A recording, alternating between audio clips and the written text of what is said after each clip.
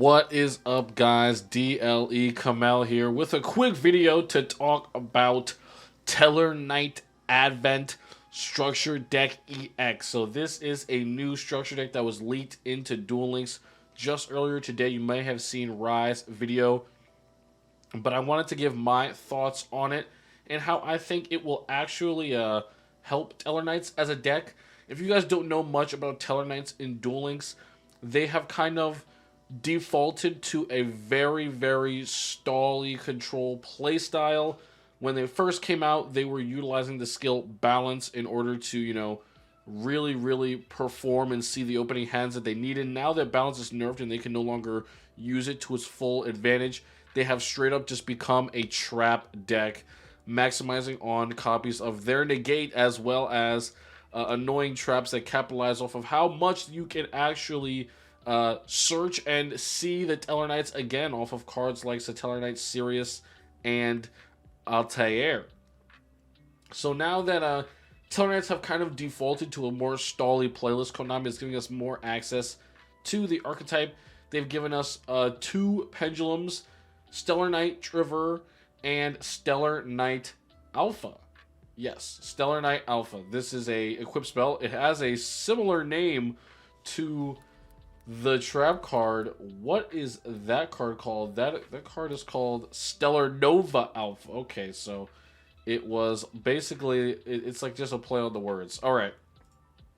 So the main drawing point of this structure deck, EX structure deck, meaning it will cost $4 the first time you purchase it, and then $7 the next time. So, as well as the one copy you can buy with 1,000 gems. And this deck might be something where just buying the one copy might actually be good, because the chase card here is an extra deck monster with just some other main deck monsters that you're probably not going to play playsets of. So, Tellarknight Triver. This is a Warrior 3 level 4 Tellarknight monsters.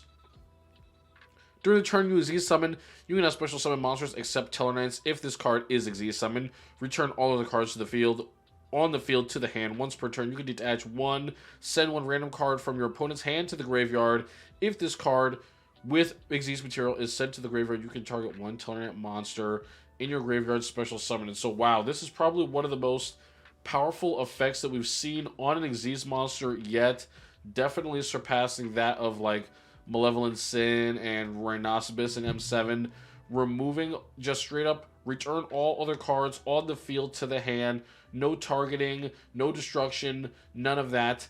So that's a very explosive effect. However, the only downside is that this effect, that this monster is not guarded in the same way than a monster like Tellarknight Del Toros. This guy, dude. He's not protected like him. Del Toros cannot be, nothing can be activated on his summon Triver. Things can be chained to his summon and his effect by that logic. So cards like Forbidden Chalice, Fiendish Chain, Void Trap Hole, these negate cards that you can flip up as soon as the monster is summoned. These are going to be the ways that you get around Tellarknight Triver. So let's read some of these other cards, see if there's good.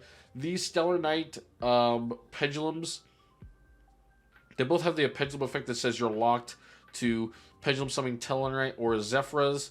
And then this guy says that if this card is normal or flip or pendulum summon, you can target one other Tellarknight or Zephyr card you control and one set card your opponent controls and destroy both. And this one does the same thing for face-up cards. Now, I don't know how much you're going to be pendulum summoning in new Tellarknights. The thing is, neither of these two monsters help you special summon more or search more cards. They are pendulum monsters, so in that sense, they do help you special summon. But, they help you special summon at the cost of them being usable for an Exceed summon. And they're level 4 lights, so you kind of want to be using them as Exceed summons. Their effect to be pendulum summoned is kind of reliant on the fact that you would be building a deck around them. And I actually don't think that is correct. I definitely think you want to play like some copies of this guy, but these pendulums will be so accessible via how often you are able to reutilize Tellarknight Deneb, which is actually a very welcome reprint in the structure deck. Usually we miss a card like this, but we have actually got Tellarknight Deneb and Dark Tellarknight Batlamyas, which are the two crucial URs for the deck that they have released so far. It doesn't look like you'll be getting Deltaros from this, which I guess Deltaros is the key card from a different box, and Batlamyas is more of a supporting card that would help all of this stuff be playable. Then we've got Stellar Knight Alpha, and this just says equip onto a Tellarknight, it gains 500, and that's unaffected by your opponent's card effects, which is an extremely powerful effect. Actually, not too many cards in Duel Links straight up just say, oh yeah, this makes your monster unaffected by everything. So it can be Cosmic Cyclone, but you know, that's another resource they have to waste before they can get to your monster. Alright, so how do I think this is really going to improve or change the Stellar Knight deck? Right now, the Stellar Knight deck is super stally, controlly. They don't want to really push for lethal or make any push unless they have proven that they can exhaust all of your resources straight down the drain.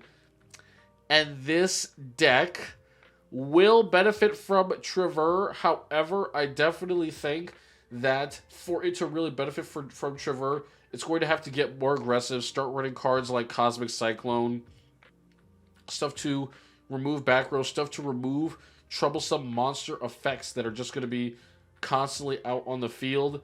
You know, Buster Blader is really powerful right now, and you know, Buster Blader can just straight up, if they get going, if they get their combo set up, they just negate all monster effects on the field. Trevor will never have a chance to activate, so this deck still definitely wants to be playing Flip Downs, Book of Moon, Canadia, all that stuff, but now they need to find a balance with more aggressive spells like the MST, like the Cosmic Cyclone.